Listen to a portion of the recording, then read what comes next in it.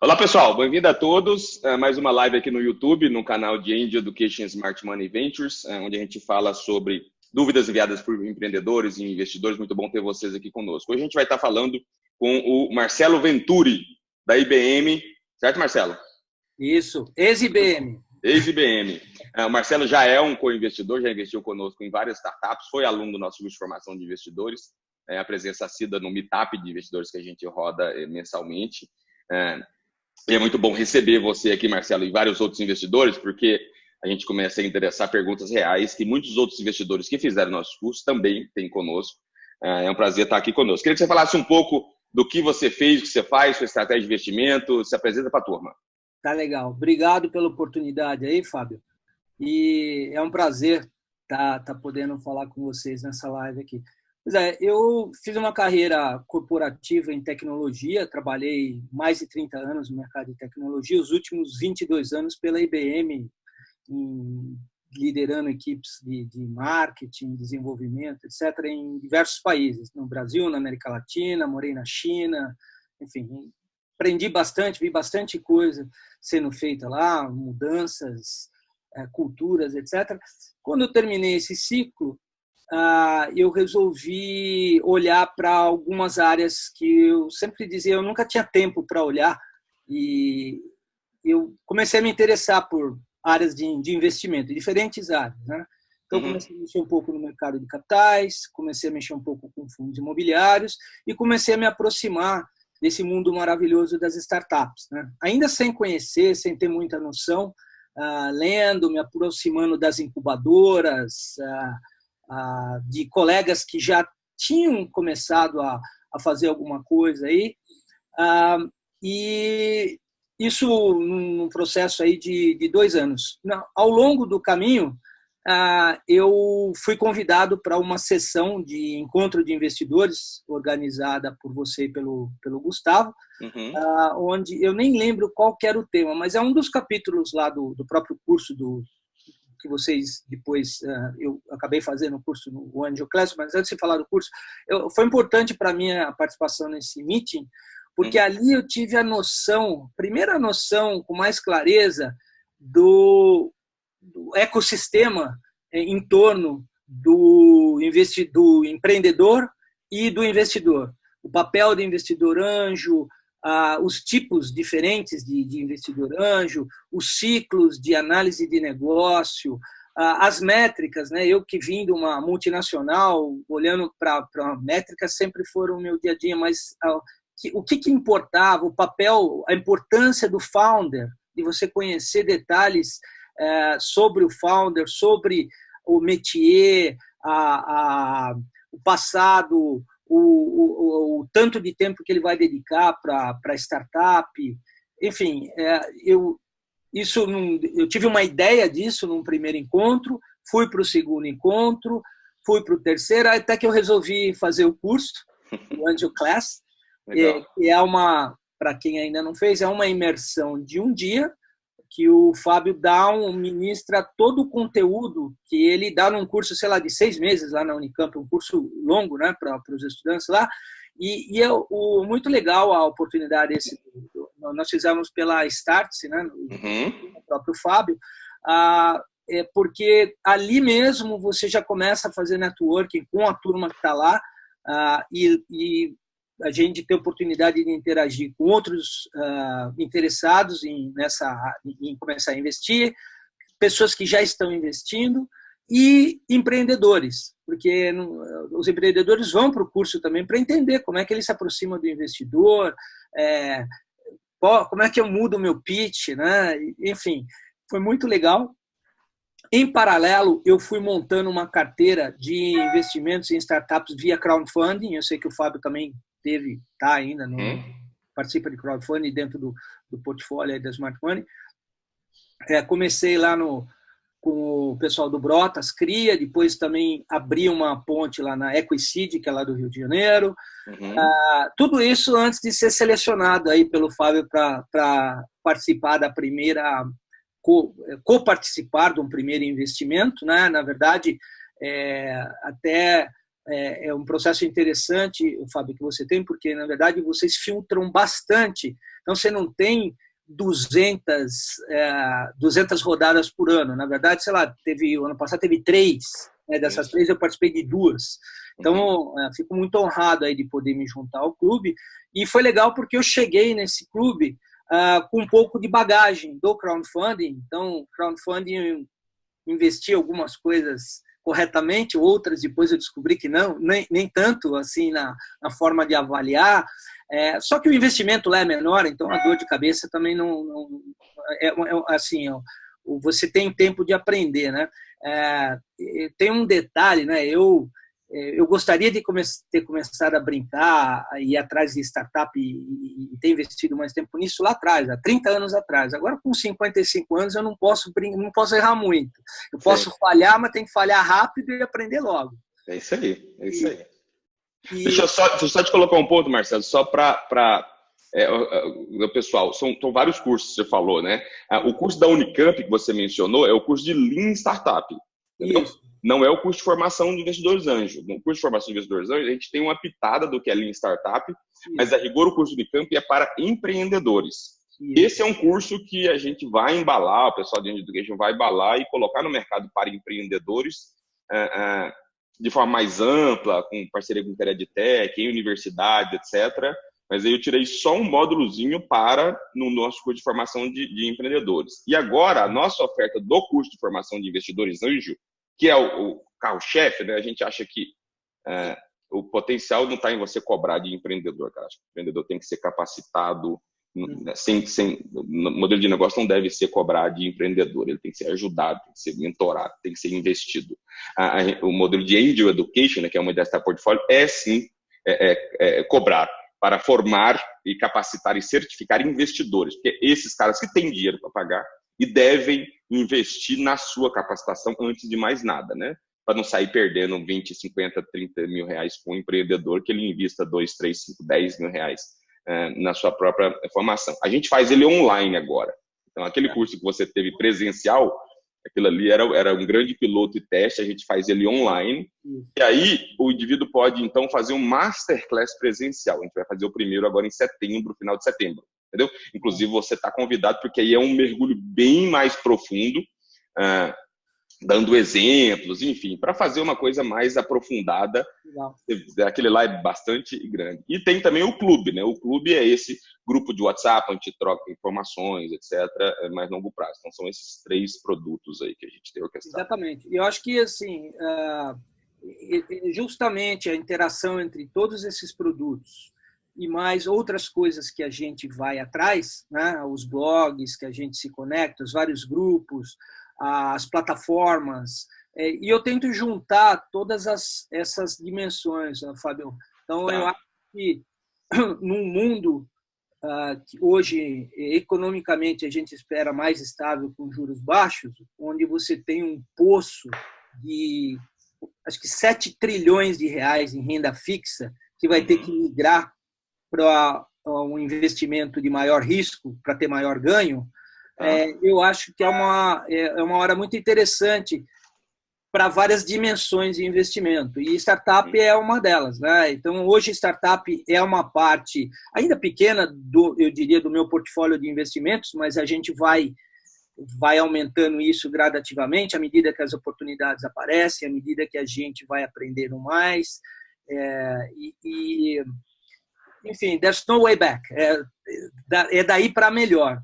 Eu acho que a coisa vai evoluir rapidamente e eu acredito que nesse ambiente de juros baixos, com a entrada de vários players que estavam só lá nos Estados Unidos, que estavam só em outras geografias, agora vindo com bala para investir aqui na nossa região, e a própria evolução dos empreendedores, dos investidores, entendendo como é que são as regras do jogo, como as coisas. A outra coisa também que é importante é a CVM e outras entidades criarem regras que permitam, que atraiam, que ajudem a gente nessa evolução, né? Inclusive com relação à liquidez, por exemplo, eu tenho um drama pessoal que por conta eu tenho gêmeos, os meus filhos mais novos são gêmeos, estão dentro do espectro autista. Então, sou um cara que precisa de liquidez de uma hora para outra. Então, isso não me impede de investir, mas eu tenho que tomar um cuidado redobrado, dependendo do que eu vou fazer. Eu acho que o dia, por exemplo, que a gente tiver um mercado, um balcão secundário para startups e coisas afins, ou seja, se encontrarmos uma forma de fazer isso, por exemplo, eu vou poder ir muito mais fundo do que eu vou hoje, né, pensando dessa forma. Não que isso seja um showstopper, mas eu só dando um exemplo. Eu tenho muitos colegas na mesma situação, ou seja, com bastante tempo de mercado e que estão mudando agora para empreender ou para investir e que ficam reticentes de entrar mais fundo no mercado de startups justamente por conta dessa um pouco de desconhecimento. Eu acho que a gente está trabalhando nisso, né? E eu fico aqui à disposição para te ajudar nisso, mas eu acho que outro ponto, eu acho que vai melhorar um pouco à medida que o mercado amadureça, você vai ter mais oportunidades e daí de repente vai ter mais liquidez, assim. Sim. Muito bom. Vamos entrar então nos temas aqui, que muitas coisas que você falou são temas sobre os quais a gente deve conversar. Tem muitas perguntas que eu imagino que sejam análogas de outros empreendedores e também investidores, certo? Um primeiro ponto que eu queria repassar aqui era sobre mercado secundário. Acho que a gente pode aproveitar esse gancho aí de mercado secundário de startups que tem o gancho de liquidez, correto? Isso. Achei importante, não sei, a gente tem um público bastante diverso aqui, certo? A liquidez é a capacidade de você transformar um ativo em dinheiro, certo? Então, pense no apartamento, se você quiser transformar ele em dinheiro na conta, você vai ter que tomar um belo de um desconto no apartamento para vender ele rápido no mercado, certo? Ativos podem ser classificados em diferentes níveis de liquidez. Tem fundo DI, liquidez diária. Né? Você comanda, ele cai na conta no dia seguinte. A poupança, por exemplo, é um caso clássico desse. E tem gradativações de liquidez, certo?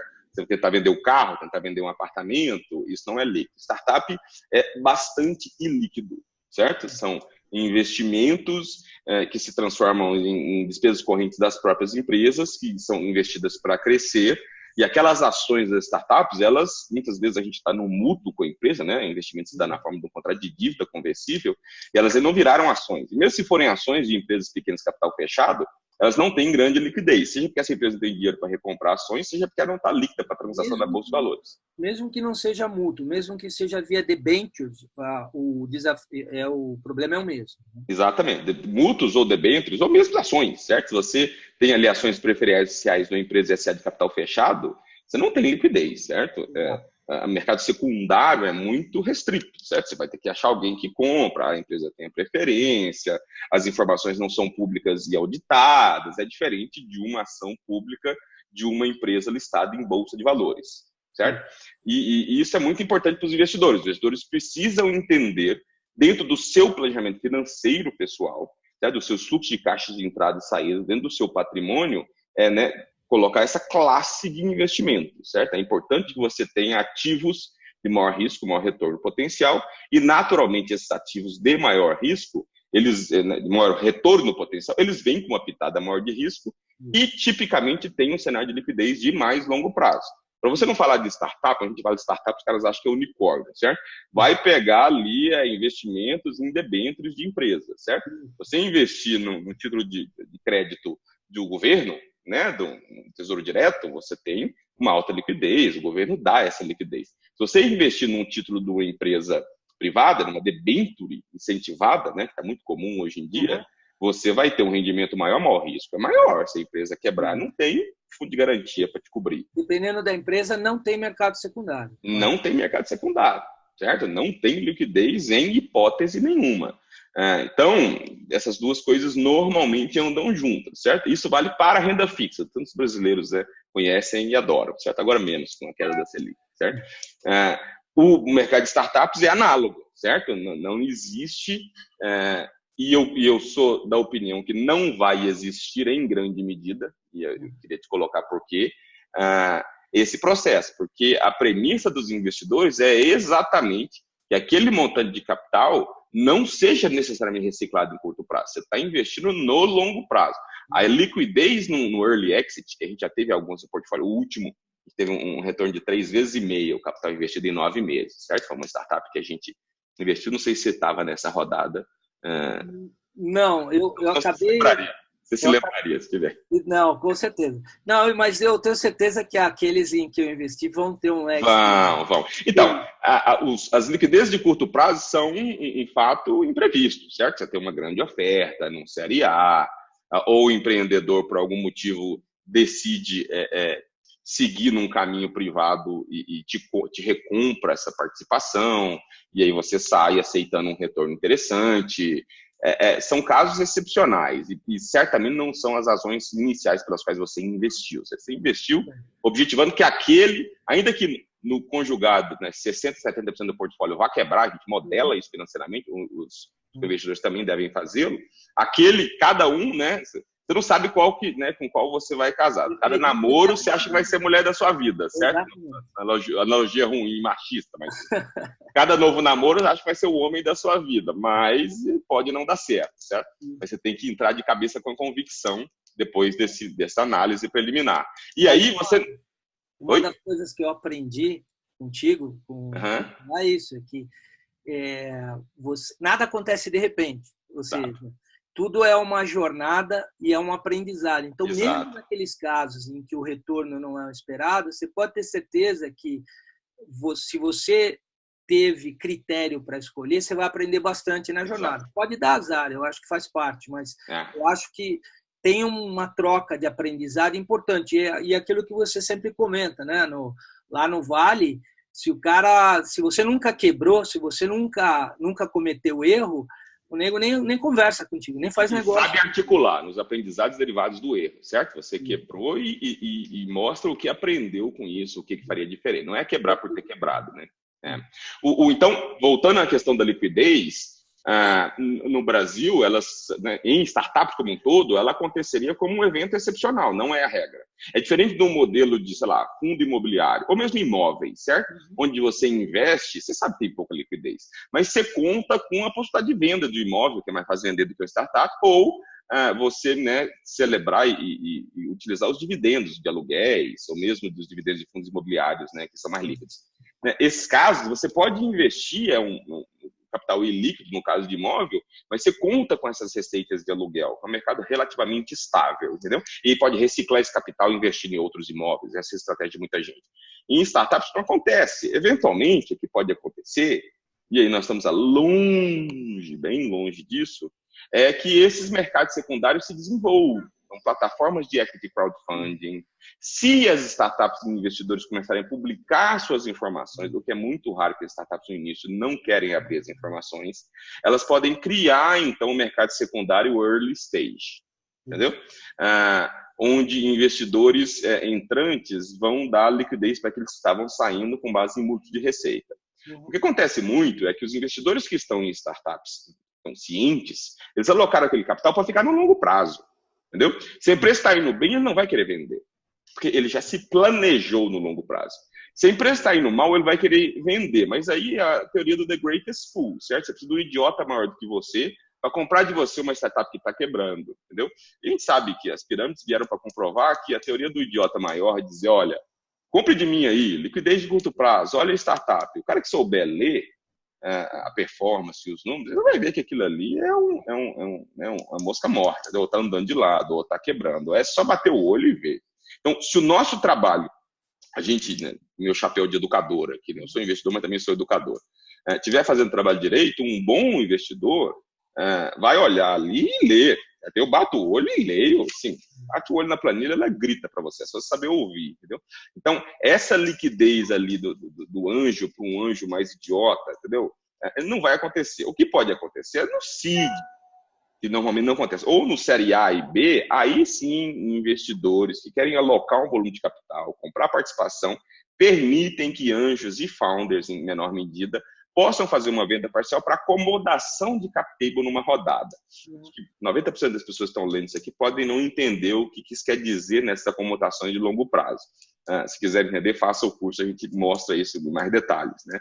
Mas esses são cenários de sucesso, onde precisa se colocar um volume de capital, o novo investidor quer fazer deploy, e os investidores anteriores querem tirar um pouco do risco da mesa, certo? Em algumas vezes excepcionais isso acontece. Por exemplo, o Smart Money, a gente nunca fez venda parcial. A gente teve, né, empresas passaram por série A e B, e a gente não fez, porque essa é uma sinalização forte de crescimento da empresa. Pelo contrário, a gente defendeu participação, né, fazer o segundo round. Né? E Hugo foi um caso clássico, certo? Levantou série A, a gente participou. World Packers, a gente participou. Vou te comentar. Os dois casos em que eu estou tendo agora o aprendizado do exit no crowdfunding são justamente o que você mencionou. Está entrando, pode ser um fundo. No caso lá era por exemplo, teve um que foi da Resale, que o BTG comprou a empresa e aí tá, ou seja, vai fechar o capital e enfim, e aí pagou lá o valuation que eles fizeram. E tem um outro caso que também, eu não sei ainda quem é, mas uma entidade financeira grande está comprando numa fintech, né? Vai ser o segundo caso de crowdfunding, de exit em crowdfunding no Brasil. E a mesma coisa. Então, aí nesse caso, é nessa situação específica que e fintech, acho que tem muito a ver com informações sigilosas. Eu acho que existe essa preocupação também de quem está entrando para não ficar muito. Então, aí é um mercado mais específico, né? Exato. O meu dream lá, né, de mercado secundário era o seguinte: era lá na frente. Eu concordo contigo. Tem que acontecer um monte de coisa antes. Tanto é que, inclusive, quando você fala que a nossa bolsa de valores nossa, tem só 1.200.000 investidores cadastrados, quer dizer, a gente vê onde a gente está, né? Então, assim, é um dream. Mas, assim, eu imaginava um cenário futurista, onde entidades e instituições, que hoje nós conhecemos como as entidades que fazem o crowdfunding, mas são plataformas, na verdade, regidas, óbvio, pela CVM, com um acordo, um critério de transparência mínima para as startups. Então, lá você tem alguns elementos que o cara vai ter que deixar visível na plataforma, e em cima dessa transparência, você consegue dar um valor, né, para uma unidade de participação, seja ela qual for. E aí isso poderia ser feito, por exemplo, num primeiro momento, só dentro da plataforma. Então, as trocas poderiam acontecer entre todo mundo que tivesse preso àquela plataforma. Até aí uma mesma empresa pode estar em várias plataformas. Mas aí às vezes você não precisa nem dar valor, certo? O mercado valoriza, certo? Você tem compras e vendas, tem ponta compradora, compra vendedora, no fechamento da transação, você arbitra por compra e venda o valor da ação, certo? Multiplica pela quantidade de ações, você tem o valuation da empresa, pelo menos o market value dela, certo? Basicamente, você está descrevendo na bolsa de valores. Uma mini, né? Uma mini. Mas o desafio disso para a CVM implantar e reger isso, essas informações precisam ser fidedignas. Certo? E startups não têm fluxo de caixa suficiente para sustentar a auditoria de informações críveis. Entendeu? Então, a conta não fecha nesse sentido. Todos os investidores, eu também gostaria de ter liquidez. O desafio está em você ter as informações que sustentem uma precificação, entendeu? E a conta fecha. Se você contratar a McKinsey, a Anderson Consulting, sei lá, certo? E eles vêm, eles dão ali, auditam todos os dados. Mas a empresa pequena, começando, a conta não fecha. Entendeu? Esse é o grande desafio. Existe plataforma, existe interesse dos investidores, o problema não está aí. O problema está em você ter informações fidedignas de qualidade numa empresa que tem outras prioridades. A prioridade da startup não é número 0 a governança. Entendeu? É crescer, é fazer marketing, não é fazer o DRE, by the book, batendo todos. Não é e não vai ser. Entendeu? E não pode ser. Não significa que tem que ser uma zona, não significa que é qualquer coisa, mas não é nível governança, padrão, bolsa de valores, o que ancoraria a confiança, a credibilidade para quem está comprando saber o que está comprando, quem está vendendo saber o que está vendendo. Isso. Lá na tua experiência lá no Vale, você viu alguma plataforma, alguma entidade que chegava a fazer esse papel? Não. O que eu olhava mais próximo disso era AngelList, a plataforma de Active Crowdfunding também, certo? Mas, de novo, com contínuas rodadas de markup de valuation, rodadas futuras. Né? É parecido com o que a gente viu. Aí, aproveitando, Fábio, eu engatar uma segunda pergunta aqui, que tem a ver com isso. Eu, assim, a gente vai olhando, aprendendo, olhando outros mercados, conversando com venture capitalists, com os networks da vida e tal. E é interessante os ecossistemas em torno do que tem lá no Vale, né, que você conheceu bem, o ecossistema agora chinês, né, que está ganhando bastante visibilidade, e o de Israel, que também é um lugar interessante, porque eu até teve um vídeo que eu comento para todo mundo, que o trabalho que o IBGC fez lá, eles fizeram uma jornada lá, fizeram um vídeo e discute bastante isso, mas assim, que é também uma situação típica, assim, Israel é um país que vive em guerra, não tem mercado interno, e isso obrigou eles a, por exemplo, a criar um modus operandi entre governo, academia, empresas e startups, que é super integrado, os kibbutz, que era aquela entidade um pouco diferente que a gente conheceu no passado, hoje são aceleradoras, né, de startups, enfim. Foi criado lá todo um environment. E eu queria te perguntar, na tua visão, olhando para esses exemplos distintos, né, que, na verdade, de alguma forma promovem o fluxo de investimento, integram investidores, startup, o governo, incentivos, etc., cada um à sua maneira, né? Como é que você vê isso evoluindo aqui no Brasil, assim, pensando agora numa oportunidade aí de realidade econômica de juros baixos, onde vai haver um fluxo do investimento de renda fixa para outros tipos de investimento, né? Seguramente o governo, que já está trabalhando para facilitar algumas regras, mudar algumas leis para melhorar a vida do empreendedor, melhorar fluxo de investimento de algum. Como é que você vê isso evoluindo no Brasil, assim, na tua visão mais realista? Velocidade brasileira, certo?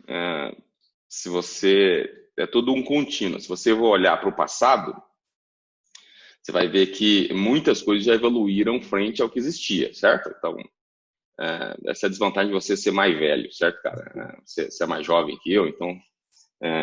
Olha, não muito. Na minha época, não tinha nada, né? Então, a gente acha que evoluiu bastante, certo? Na minha época não tinha investidor anjo, não tinha Lean Startup, não tinha aceleradora. Começou o movimento de incubadora, eu entrei numa incubadora que era basicamente aluguel de sala e espaço, certo? Hoje você tem de graça, vai no Google Campus, está de graça lá, certo? Você vai qualquer café hoje em dia você tem isso de graça. O coworking é muito barato. Infraestrutura com a Amazon Web Services e tantas outras coisas, certo? Não falando especificamente de Brasil. Então, não necessariamente ser mais fácil empreendedor. E não tinha nenhum movimento orquestrado, né, com apoio do governo, para tanto. Não tinha Startup Brasil, não tinha o movimento do BNDES está fazendo, não tinha a interiorização do ensino dessa metodologia de startup e universidades como a Unicamp está fazendo aqui, absorvendo nosso conteúdo. Enfim, não tinha muito do que tem hoje, certo? Então, evoluiu bastante aqui no Brasil, em linha do que aconteceu no restante do mundo. Só que, quando você olha a realidade do exterior vis-à-vis do Brasil, está muito atrás ainda, certo? Os casos de ensino de Lean Startup, empoderar empreendedores mesmo, junto ao ambiente acadêmico, eu acho que isso é fundamental. A gente tem, de forma muito pontual, aqui e ali, não integra o roteiro pedagógico, mesmo que não seja obrigatório. Ser empreendedor não é obrigatório, mas como disciplina eletiva, a oferta é muito pontual, então a gente não forma bons empreendedores. E aí muita gente quer ser empreendedor e começa a ser empreendedor sendo acelerado, certo? Então ele começa a aprender na aceleradora, e aí quando ele deveria ter aprendido isso antes, se inspirado no estudo de caso, com meetups, etc. A gente está tentando dar a nossa contribuição através do ensino de Lean Startup na universidade, certo? Aqui na Unicamp e agora online, num escopo mais amplo. Mas é difícil, porque, né, você tem que entrar numa carreira, num universo pedagógico e não dá para monetizar isso. Quer dizer, cara, ganhar dinheiro, a gente ganha dinheiro com, né, a gente ganha dinheiro com o investidor anjo. Smart Money Ventures ganha dinheiro com investimento em startup e equity de longo prazo, certo? Eu também não quero parar para ser professor de empreendedor, certo? De Lean Startup, porque não é uma carreira. É importante que isso aconteça para a gente formar bons empreendedores, mas o meu business não é ser professor e muito menos, eu tenho certa até ojeriza, de ser palestrante profissional para vender livro, para dar mentoria, etc. Certo? Eu compro. Tem muita gente aqui no Brasil que compra, até virou uma carreira, certo? Celebrada. A gente acha que... Se você escrever um livro, eu compro. Não, eu vou escrever um livro sobre você ser investidor anjo, como acelerar startup, não como ser empreendedor. Eu quero dar esse livro de graça, certo? Esse livro e esse curso. Eu quero participar do teu livro de exits. Então, a gente acha que o negócio está upfront na startup, não do empreendedor que está sendo acelerado e você pegar 10% do cara dando 50 mil mais a sala e o Wi-Fi, certo? Que infelizmente acontece muito nesse business de mentoria ou em alguns aceleradores que não são merecedores do nome, né? Infelizmente esse mercado está se qualificando muito mais, alguns aceleradores estão até deixando de existir para focar realmente na aceleração e no investimento em estágio seed. Então, o mercado está se mudando bastante. Aqui tem algumas iniciativas acontecendo bem interessantes, certo? A gente tem grandes players já comprando startups, o exemplo que você deu do BTG com o Resale é um movimento super interessante. A gente tem um movimento de corporate ventures se estruturando fortemente. Um caso recente que me ocorre é o de uma farmacêutica que montou um fundo de venture capital. Eles foram auxiliados lá pela Altivia Ventures do Cássio Espina, certo? Que além da Anjos do Brasil tem um trabalho de consultoria de M&A para startups e também consultoria para empresas corporativas para montar o seu fundo de corporate venture capital, muito influenciados pela lei de informática também, que facilitou que grandes empresas direcionem parte dos recursos para subsidiar investimento em startups através da lei de informática. Você começa a ver as pequenas sementes da estruturação do ecossistema de forma mais acelerada. A gente vê a queda da taxa Selic, né, fazendo que os empreendedores prestem mais, os investidores, né, que o capital preste mais atenção em ativos de alto risco e alto retorno, vis-à-vis deixar no CDI ou em títulos de renda fixa e DFGC. Então, o movimento está todo acontecendo. A nossa capacitação de investidores anjos fazem com que eles tenham uma visão mais inteligente do que é startup, a visão de portfólio. A gente, não apenas educa, mas a gente conecta a educação com liderança e rodadas de investimento, ou seja, a gente ensina, você pode andar sozinho, mas é um caminho natural também investir conosco como parte da sua estratégia de abordagem startup, sem prejuízo a outros investidores líderes ou a plataformas de crowdfunding, ou mesmo a investimento direto em startups, se você achar que está maduro e tem uma boa oportunidade, um bom deal flow. Então, o mercado está todo se movendo nesse sentido. Do ponto de vista governamental, que acho que um ponto que você colocou, e lá de Israel, onde o governo tem um papel mais forte e preponderante, também tem iniciativas positivas. A MP da Liberdade Econômica foi algo bastante forte nesse sentido, embora eu acho que as grandes vantagens ainda são macro, né? Então, carteira de trabalho digital, você não precisar de tantos alvarás para atividades de baixo risco, locais de costureira e sapateira, etc. Então, isso auxilia como um todo, principalmente pequenos e médios negócios, que são grandes geradores de vagas, e tangencialmente também as startups. Embora as startups elas sejam, a questão de carteira digital não é exatamente o entrave das startups, mas você ter uma maior agilidade em abrir e fechar empresas, entendeu? Não ficar tanta reconhecimento de firma para você. A partir do pressuposto que o empreendedor ele está agindo corretamente até a prova em contrário. É ao contrário do que você tinha que ter muitos alvarás, a partir do pressuposto que o empresário estava sendo incorreto e teria que ter todos os carimbaços do governo para poder abrir o negócio, certo? Então, isso facilita, dinamiza o mercado. O BNDES também está fazendo um movimento bastante interessante. Eles têm um movimento lá do BNDES Garagem, lá no Rio de Janeiro. Eu tive contato recentemente, estão acelerando a equity free em várias das empresas, simulando um pouco do que o pessoal do CID lá faz em Minas Gerais. Você tem movimentos do governo investindo recursos ativamente para formar e desenvolver ecossistemas locais, entendeu? Isso está acontecendo em várias partes. Eu tive recentemente num evento lá no Sul, no Gramado Summit, que é um encontro anual, um evento que acontece em Gramado de 3 dias, super interessante. Foi lá o governador do estado para falar, certo? E visitou todos os estandes e falou muito articuladamente sobre a oportunidade da nova economia, das startups em particular, para o ecossistema do Rio Grande do Sul. Ótimas startups, eu vi pelo menos 3 startups lá que a gente está ativamente correndo atrás dela para receber o material, para entrar no nosso deal flow. Então, você começa a ver o poder público muito antenado, certo? Então, ali o presidente do Estado, o prefeito de Gramado, ativamente envolvidos no evento, participando, dando a sua palavra, colocando o peso do órgão governamental, o desenvolvimento do ecossistema local, que lá já é muito rico em turismo e vinho, né? E ciente da importância disso para a geração de empregos qualificados a mais médio e longo prazo. Então, eu acho que está caminhando positivamente, cara. Sempre pode ser feito mais, mas eu acho que está no rumo certo do ponto de vista de macro, né, e também de microeconomia com essas iniciativas. Então, uma coisa que eu sou grande apoiador e que poderia ter é a isenção de imposto de renda e ganho de capital, certo? Em investimento em startups. Acho que isso não acarretaria grandes perdas, né, de arrecadação tributária, sensivelmente, certo? Porque claramente os investidores anjos qualificados, se você restringir esses investidores qualificados, que tem patrimônio, que não investem uma grande parte do seu patrimônio, você pode dosar isso tranquilamente para evitar, né, inflar uma bolha.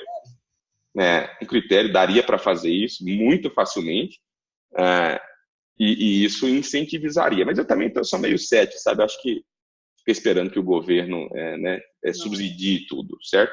Eu acho que as partes têm que andar juntas. Eu estava assim, mais querendo saber a tua visão e também por conta de benchmarks aí que você acompanha o mercado lá de fora.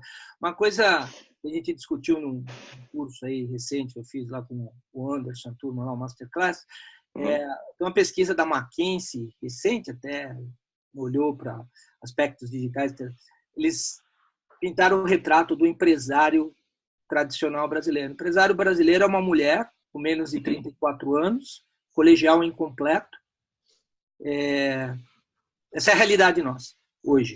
Né? Então, eu acho que todo esse esforço, tanto o governo mudando, criando incentivos, ajustando as leis, a academia, né, as escolas e as edutechs, né, criando oportunidade para brifar a população.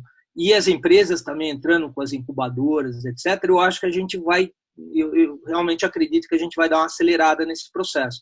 Tá. É o que você falou, nós estamos anos-luz desses exemplos aí. Uma coisa que você comentou, que eu lembrei de uma conversa que eu tive com... Conversa não.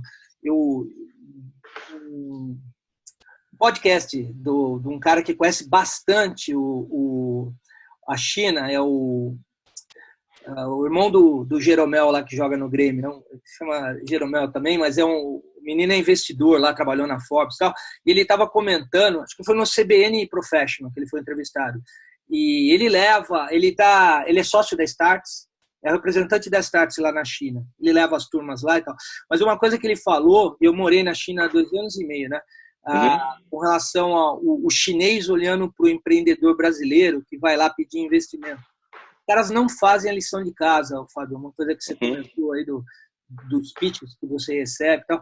O chinês, a cultura chinesa, na primeira conversa, ele quer saber de você, ele não quer saber da tua empresa, ele quer saber quem é o Fábio, se o Fábio é casado, ele dá bebida para você, ele quer saber de você, ele quer falar de família, quer saber com quem ele está conversando. Na segunda conversa, ele quer saber qual é o teu business plan, onde é que você quer chegar, por que entendeu? Então, assim, tem que levar a lição de casa feita, não é ir lá, não, olha, eu quero ver o que vocês têm. Não, por que eu vou investir em você? Tá? Então, eu achei interessante isso, porque é verdade, né? Muitas vezes nós não nos preparamos condizentemente com a busca, né, o que é exigido para a gente na hora de buscar o investimento. Estou falando como, em muitos casos, o empreendedor. Né? E a gente mesmo, né? Eu estava relembrando agora, depois de fazer o curso, de conviver com vocês aí, você vai pensando os erros que você cometeu, até para, ao avaliar as primeiras decisões de investir, quer dizer, coisas que você não checou, o tipo de conversa que você teria com o empreendedor, né? Eu acho que nós temos uma longa jornada aí, mas eu espero poder contribuir com vocês nessa caminhada. Eu acho que as interações que a gente tem aí com os encontros, o próprio clube, eu acho que saem muitas conversas interessantes ali, as perguntas né, são muito boas para você refletir. Às vezes você fala, porra, eu tenho a mesma dúvida, né? É isso aí. E eu acho que a gente só tem a melhorar com essa interação. E eu tenho certeza que você e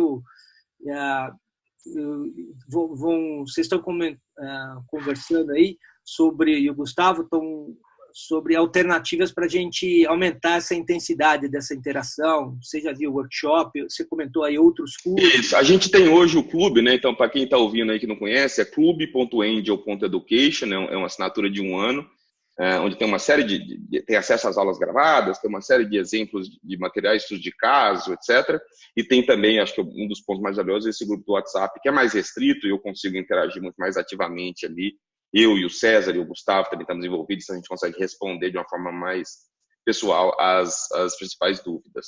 O que o Gustavo está estruturando agora é um masterclass, que é basicamente, a gente está estruturando 1 ou 2 dias de vivência intensa, com exemplos mais práticos, trazendo startups que a gente está olhando, riscos que a gente enxergou, é uma vivência mais prática, é praticamente andar junto, e mais intenso isso. Muitos investidores que fazem o curso ainda falam, e agora, qual que é o próximo passo? Eu quero a vivência mais intensa. Módulo avançado. O clube já foi um passo nesse sentido, mas a gente sente que tem um apetite, você é um dos que fala isso, de ter uma vivência. E é ruim porque o grande parte do nosso trabalho muitas vezes não é vista, né? Então, na análise da startup, a gente fica só com as startups, abre a planilha, etc. A gente não abre isso para os investidores, certo? E existe uma riqueza muito grande aí que a gente mostra só quando abre a rodada. Quando abre a rodada, cara, a noiva já está vestida, né? O PPT, eu te passei um PPT recente de uma startup que a gente vai fazer um follow-on, certo? Então, já está ali revisado, refinado, limado. Você vai tomar uma decisão, é importante você ver o material final, mas o processo para chegar até esse material é muito mais rico do ponto de vista de aprendizado do que eu ver a coisa final, que é necessário para uma decisão de investimento. Mas do ponto de vista de aprendizado, a gente acha que o trabalho que a gente faz nas entrelinhas antes, seja gerenciando o portfólio, seja olhando novos deals, ele é muito rico. Então, o que a gente quer fazer ainda presencial, porque eu quero abrir, tirar dúvidas, provocar, fazer exercícios, é fazer esse masterclass de 2 dias aí com investidores. A gente não vai deixar empreendedores, coisas que a gente deixa no curso online e no Meetup. A gente acha que é até positivo os caras se antenarem e ouvirem, mas eu não quero um masterclass, né, de investimento anjo com o empreendedor tirando dúvida básica. Só vai poder entrar quem fez o curso, né, para não ter ali, mútuo, o que é um mútuo? Pô, aí eu vou estar, né, gastando tempo de quem já fez e aprendeu para discutir coisas básicas, entendeu? Legal. Muito bom, cara. Acho que batemos aí a nossa 1h05:20. Certo? Já estamos com 1 hora de tempo. Tem mais algum ponto, alguma outra dúvida que você queria colocar? Acho que assim, a gente cobriu os principais pontos aí. Eu queria agradecer a oportunidade desse papo. Legal. É tão difícil, né? Quando a gente se encontra, tá sempre alguma coisa acontecendo. A gente encontra nos meetups, né, cara? Tem muita gente rodando. Muito bom, deixa eu só dar o blado arremate aqui. Marcelo, mais uma vez, obrigado pelo seu tempo aí, obrigado por ser um co-investidor, obrigado pelas perguntas, obrigado por estar nos nossos meetups. Certo? Obrigado pelo interesse no livro, que você já falou. Eu quero convidar outros co-investidores. Se você é co-investidor da nossa rede ou é um investidor anjo e gostaria de participar aqui também, anote suas perguntas e manda para o Gustavo. Ele vai colocar aqui as informações de como conectar e você poderia participar desse meetup comigo aqui. Né? É difícil eu ficar 1h30 no papo assim, que a agenda está meio corrida, mas é sempre muito interessante interagir com os investidores, ainda mais gerando conteúdo para poder compartilhar com os outros e responder outras perguntas que são tão comuns. Valeu. Valeu, cara. Tchau. Obrigado, abração. Tudo de bom. Valeu. Tchau, tchau.